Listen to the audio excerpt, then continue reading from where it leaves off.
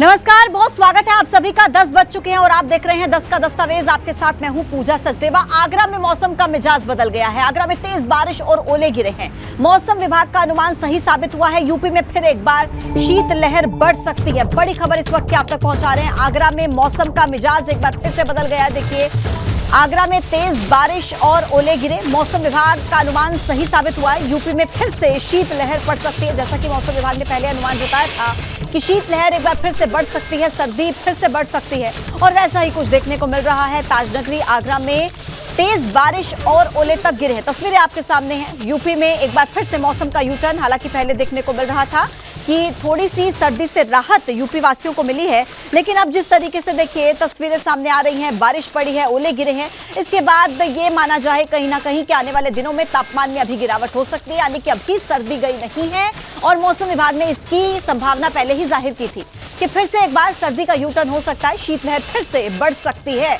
और वैसा ही कुछ देखिए यूपी में देखने मिला है। कई जगहों पर अब फिर से सर्दी बढ़ने लगी है। पश्चिमी यूपी में मौसम का मिजाज बदल गया है।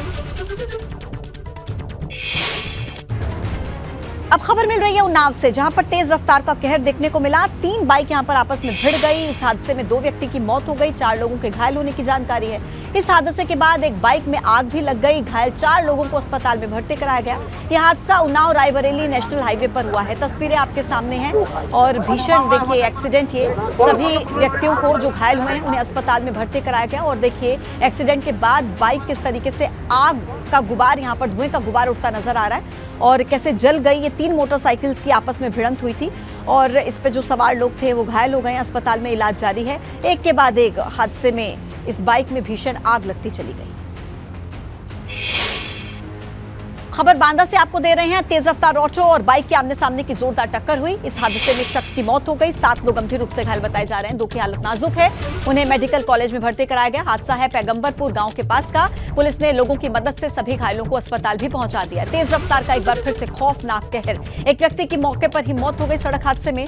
7 लोग घायल, 2 की हालत नाजुक बनी हुई है। पैगंबरपुर गांव के पास दरअसल ये हादसा हुआ है। मेडिकल कॉलेज में घायलों को भर्ती कराया गया। दर्दनाक सड़क हादसा, एक व्यक्ति की मौके पर ही मौत हो गई। 7 लोग घायल हैं और इनमें से 2 की हालत काफी गंभीर बनी हुई है। इलाज जारी है। मेडिकल कॉलेज में घायलों को भर्ती कराया गया और पैगंबरपुर गांव के पास ये दर्दनाक हादसा हुआ। तेज रफ्तार का खौफनाक कहर देखिए किस तरीके से, और 7 लोगों के घायल होने की जानकारी। एक व्यक्ति की मौके पर ही मौत। और कानपुर में भी देखिए अचानक से एक लोडर में आग लग गई। हड़कंप मच गया। यहां पर जूही राखी मंडी के पास खड़े लोडर में अचानक से आग लगी। देखते ही देखते पूरी गाड़ी आग में जलकर खाक हो गई। हालांकि आग लगने की वजह अभी तक साफ नहीं हो पाई है। ये तस्वीरें आपके सामने हैं। किस वजह से आग लगी ये अभी तक साफ नहीं हो पाया। कानपुर की तस्वीर है। खड़ा लोडर किस तरीके से आग का गोला बन गया, आप इन तस्वीरों के जरिए देखिए। अचानक से देखिए आग लगती नजर आ रही है। हालांकि वजह क्या रही इसके पीछे ये अभी तक स्पष्ट नहीं हो पाया है। ये लोडेड वाहन जो खड़ा हुआ था सड़क किनारे, अचानक से आग के गोले में तब्दील हो जाता है। कारणों का अब तक कुछ स्पष्ट नहीं हो पाया, कुछ साफ नहीं हो पाया। कानपुर की तस्वीर है।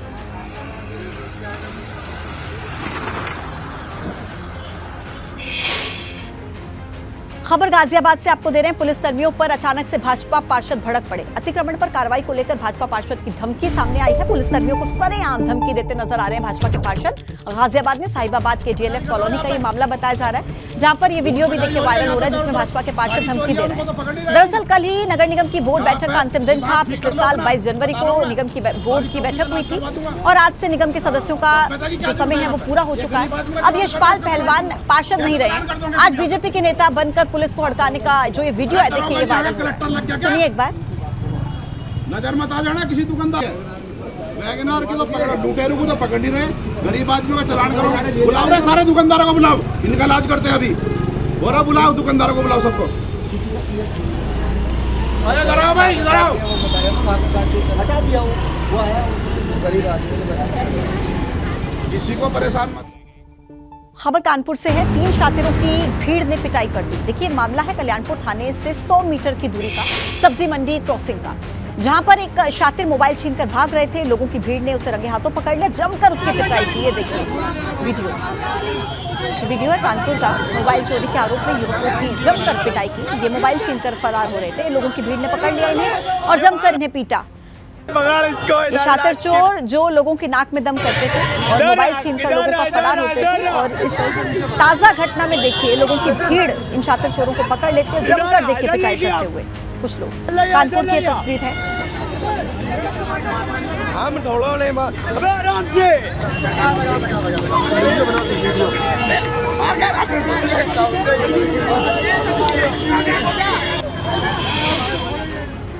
अब खबर है मेरठ से, जहां पर एसटीएफ की टीम ने बड़ी कार्रवाई को अंजाम दिया है। टीम ने लिसाड़ी गेट इलाके में एक फैक्ट्री पर छापा मारा, आरोपी असलम को गिरफ्तार किया। एसटीएफ की टीम ने इस फैक्ट्री से अवैध हथियारों का बड़ा जखीरा बरामद किया है। 6 अर्धनिर्मित पिस्टल, एक 32 बोर की पिस्टल, 6 मैगजीन, 3 अधबनी मैगजीन, पिस्टल की 8 नाल, पिस्टल बनाने के औजार और 25,000 रुपए की नकदी के अलावा 2 मोबाइल फोन इससे बरामद हुए। एसटीएफ का बड़ा एक्शन, अवैध पिस्टल की फैक्ट्री का भंडाफोड़, और एसटीएफ की मेरठ यूनिट ने दरअसल ये कार्रवाई की है और लिसाड़ी गेट इलाके में ये रेडमारी की गई है, छापेमारी की गई है। फैक्ट्री से बड़ी मात्रा में देखिए अवैध तमंचे बरामद किए गए हैं, अवैध पिस्टल बरामद की गई है। खबर ग्रेटर नोएडा से है। बीटा 2 पुलिस और स्वाट की टीम ने एक बड़ी कार्रवाई को अंजाम दिया। गांजे की 5 क्विंटल खेप को पकड़ लिया है। गांजे की एक खेप उड़ीसा से तस्करी करके लाई जा रही थी। एक महिला सहित 7 तस्कर गिरफ्तार हुए। पकड़े गए गांजे की बाजार में कीमत है लगभग 1.5 करोड़। आरोपियों के कब्जे से कैंटर, पिकअप और स्कूटी सहित 3 वाहन भी बरामद हुए। 6 मोबाइल फोन्स भी जब्त किए गए हैं। पुलिस ने मुखबिर की सूचना पर यह कार्रवाई की है। गांजा तस्करों पर पुलिस का शिकंजा, तस्वीरें आपके सामने है। एक महिला सहित 7 तस्कर गिरफ्तार, एक महिला भी इसमें शामिल है। 5 क्विंटल गांजे की खेप बरामद की गई है और बाजार में इसकी कीमत है 1.5 करोड़ रुपए। कुछ वाहन भी बरामद हुए, 3 स्कूटी बरामद हुई हैं। इसके अलावा कई अवैध सामान इनसे जब्त किया गया है। अगली खबर है श्रावस्ती से, जहां पर अंतर्राष्ट्रीय बॉर्डर पर प्रशासन का बुलडोजर गरजा है और यहां पर हाईवे पर ग्रामीणों द्वारा किए गए अतिक्रमण पर पुलिस ने कार्रवाई की है। इस अतिक्रमण के चलते बॉर्डर पर तैनात एसएसबी के जवानों को दिक्कत होती थी। इसके बाद डीएम के आदेश पर यह कार्रवाई की गई है। दोबारा से अतिक्रमण न करने की हिदायत भी दी गई है। बॉर्डर पर देखिए प्रशासन का बुलडोजर, तस्वीरें आपके सामने। एसएसबी की टीम ने जिसको अतिक्रमण से दिक्कत होती थी कार्रवाई की गई और दोबारा से अतिक्रमण ना हो इस बात की चेतावनी भी दी गई है। इंडो नेपाल बॉर्डर पर ही कार्रवाई हुई है।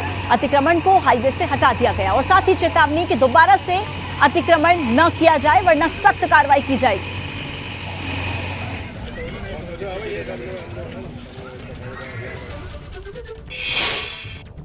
अब बात करते हैं हरदोई की, जहां पर शातिर चोरों पर पुलिस ने शिकंजा कसा है और बिलग्राम पुलिस ने सर्विलांस और एसओजी की टीम के साथ ही मिलकर एक ऑपरेशन सुरंग को कामयाब बना दिया। 2 महिलाओं समेत 5 शातिर चोरों को पकड़ा। अलग अलग इलाके से इन्होंने 8 चोरी की वारदातों को अंजाम दिया था। इन चोरों से सोने चांदी के जेवर और लगभग 10 लाख रुपए का माल बरामद किया गया। शातिर चोर पुलिस की गिरफ्त में 10 लाख का सामान इनसे बरामद किया गया है। ऑपरेशन सुरंग के तहत 5 चोर गिरफ्तार, 2 महिलाएं इनमें शामिल हैं। कुल 5 चोरों को गिरफ्तार किया गया है। रेकी के बाद वारदात को अंजाम दिया करते थे, दिन में मजदूरी, रात में चोरी करते थे। पुलिस ने पूरी प्लानिंग के साथ इन चोर गिरोह का पर्दाफाश किया।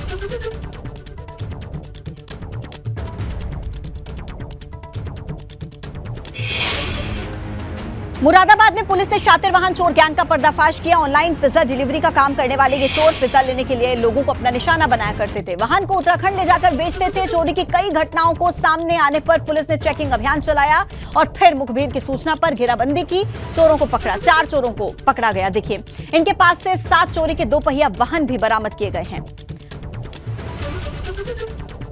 उत्तराखंड में ये चोरी का सामान बेचा करते थे। पिज्जा डिलीवरी की आड़ में चोरी की वारदात को अंजाम देते थे। 2 पहिया वाहनों को गायब कर देते थे। फिलहाल पुलिस की गिरफ्त में है।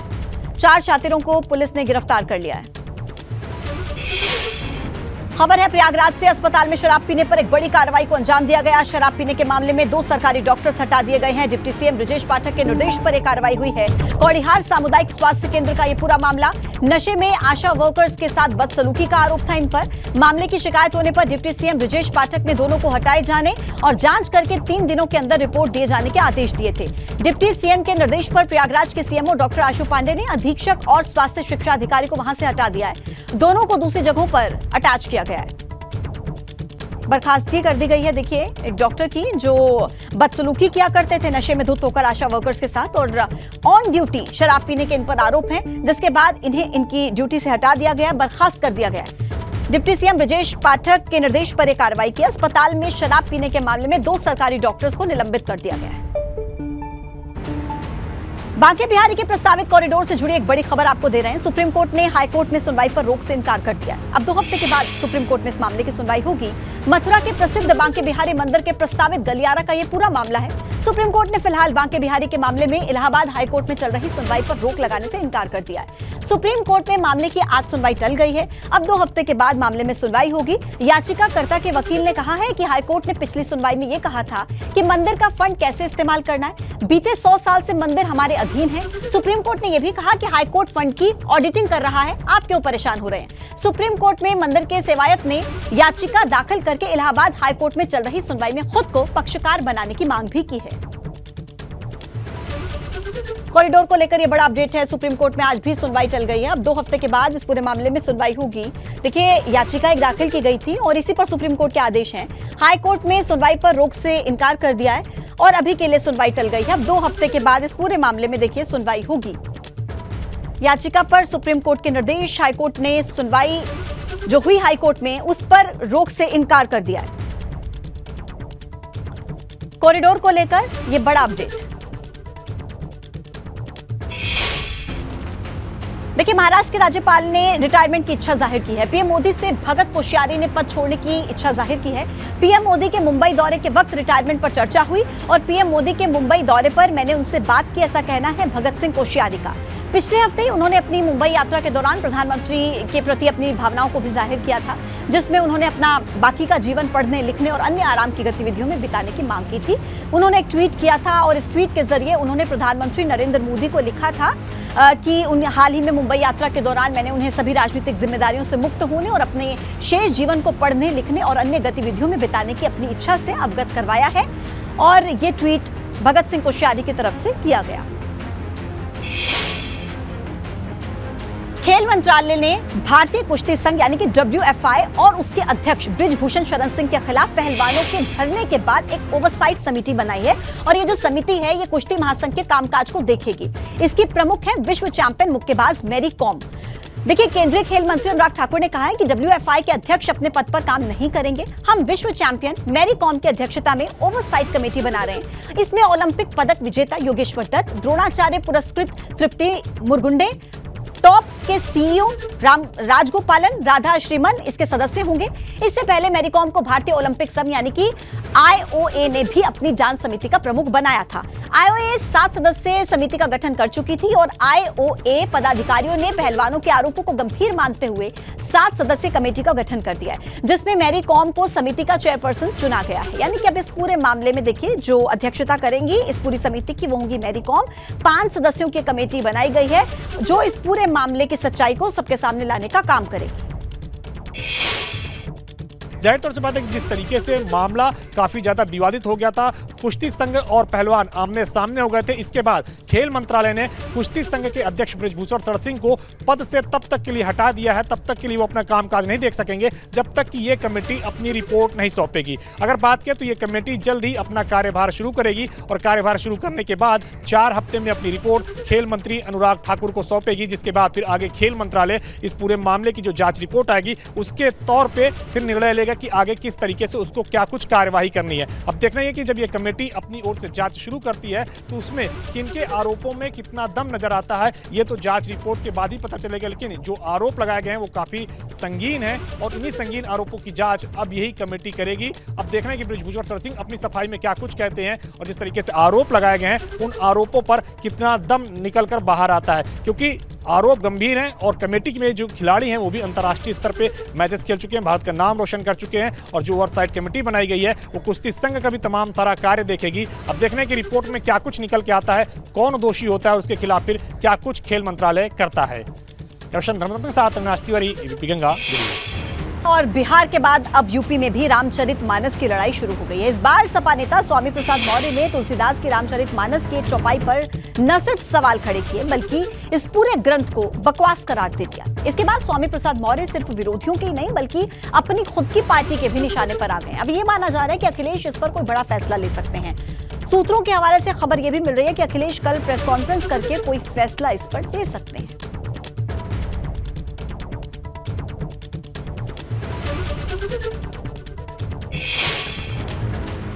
स्वामी प्रसाद मौर्य के बयान पर उनकी ही पार्टी के विधायक ने उन्हें नसीहत दी है। सपा विधायक रविदास मेहरोत्रा ने बताया कि पार्टी का बयान नहीं है, जल्द ही इस बयान पर फैसला भी होगा।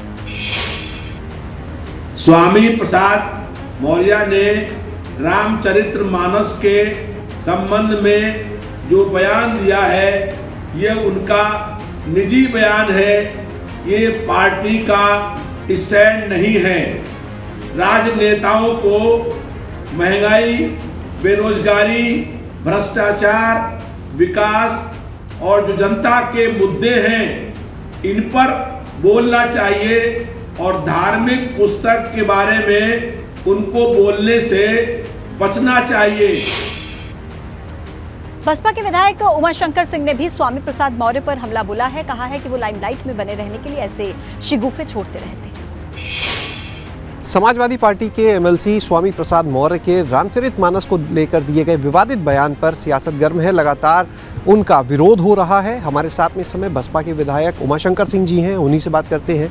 उमाशंकर जी, किस तरह से आप देखते हैं रामचरितमानस जैसे ग्रंथ को लेकर जिस तरह से बयान दिया सपा एमएलसी स्वामी प्रसाद मौर्य ने?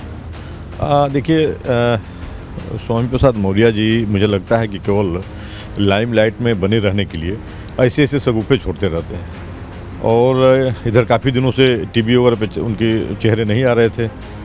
मुझे लगता है कि जिस पार्टी में गए हैं उस पार्टी में थोड़ी पूछ भी कम हुई है, प्रमुख स्थान नहीं मिल रहा है, तो उनको लगा कि चले एक नया सगुफा छोड़ देते हैं।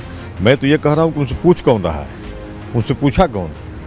भाई, आप चूँकि किसी धर्म के बारे में जिसके साथ करोड़ों लोगों की आस्था जुड़ी हुई है, उस पर इस तरह से टिप्पणी कैसे कर सकते हैं? क्या अधिकार आपको है?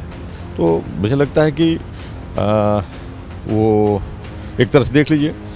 अब मुझे लगता है कि अब उन्हीं के पार्टी के लोग भी इसकी आलोचना कर रहे हैं। भाई, होता है ना कि आपसे पूछ कौन रहा है। स्वामी प्रसाद के इस बयान से हिंदू संगठन नाराज है। विश्व हिंदू परिषद के संयुक्त महासचिव हैं सुरेंद्र जैन, उन्होंने इस बयान पर लीगल एक्शन लेने की भी बात कही। ये बौखलाहट में दिया गया बयान है जो मीम भीम गैंग के आकाओं को खुश करने के लिए दिया होगा। ऐसा लगता है या तो वो अनजान है या वो बेईमान है, लेकिन उन्हें स्मरण रखना चाहिए राम का अपमान देश का अपमान है और रामद्रोह को देश कभी स्वीकार नहीं करता, बर्दाश्त नहीं करता। मुख्यमंत्री योगी आदित्यनाथ ने राजधानी लखनऊ में उत्तरायणी मेले के समापन समारोह में हिस्सा लिया। यहां पर मुख्यमंत्री का भव्य स्वागत हुआ। उत्तराखंड के प्रवासियों को उन्होंने संदेश भी दिया।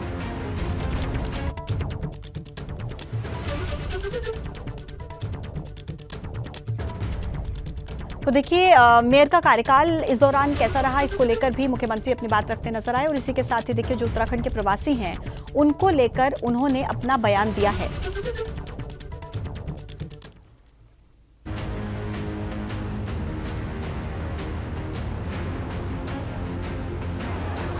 जनरल रावत की स्मृति को जीवंत बनाए रखने के लिए ही उत्तर प्रदेश सरकार में हम लोगों ने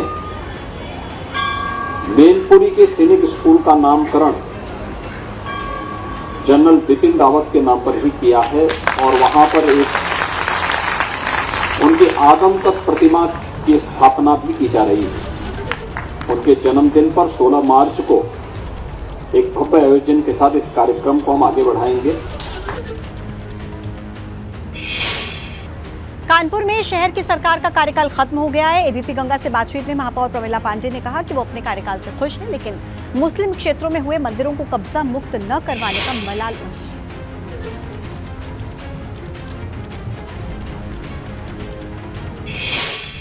कानपुर शहर की बहुचर्चित मेयर प्रमिला पांडे का आज कार्यकाल खत्म हो गया है। कई सारे काम उन्होंने ऐसे किए जिनकी बहुत सारी चर्चा हुई और कई सारे काम ऐसे रह गए जो वो पूरा नहीं कर पाए। लेकिन आज उन्होंने सफाई कर्मियों को सम्मानित किया। उनसे बात कर लेते हैं। सफाई कर्मियों को सम्मानित किया आज आपने, उनके तिलक लगाया, उनकी आरती उतारी। जो सफाई योद्धा हमारे थे, इनके बल से पूरे 5 साल मैंने पूरा स्वच्छता में ध्यान दिया, पूरा शहर को स्वच्छ किया और इसलिए मैं आज उनका स्वागत किया, क्योंकि हमारी पार्टी में पंडित दीनदयाल जी कहते थे सबसे नीचे पावदान पर खड़े लोगों का आप सम्मान करो, मान करो। आज वो लोग इतना खुश थे, उनको हमने चंदन लगाया, उनकी हमने आरती उतारी, क्योंकि पूरे 5 साल में एक दिन भी कभी इन लोग हड़ताल पर नहीं गए, पूरे दिन काम किए और जो मैंने कहा जिस तरीके से कभी भी मेरे साथ बहुत अच्छे से काम किए, इसलिए स्वागत तो बनता था। शहर के मेयर होने के नाते 5 साल में आपने बहुत काम किया। ऐसे कौन से काम थे जो आपको अच्छे लगे करते हुए और कौन से काम थे जो रह गए? देखिए भैया, हमें हमेशा अपने शहर का काम करने में बड़ा आनंद आया, बड़ा आया। हर काम, चाहे वो चट्टा का हो, चाहे वो सफाई को हो, चाहे वो नाला सफाई को हो, चाहे वो मैनहोल सफाई को, सब काम में हमने पूरा अपना टाइम दिया। मैं सुबह 10 बजे आ जाती थी, 10:30, और आने का मेरा टाइम था और जाने का मेरा कोई टाइम नहीं था। हमने इन 5 सालों में पूरा टाइम हमने नगर निगम को दिया, अपने शहर वालों को दिया, क्योंकि शहर ने बड़े विश्वास से मुझको चुना था। कानपुर से कैमरामैन पंकज निगम के साथ रतीश त्रिवेदी, एबीपी गंगा। 10 के दस्तावेज में अभी के लिए फिलहाल इतना ही। अपडेट्स के लिए आप देखते रहिए एबीपी गंगा।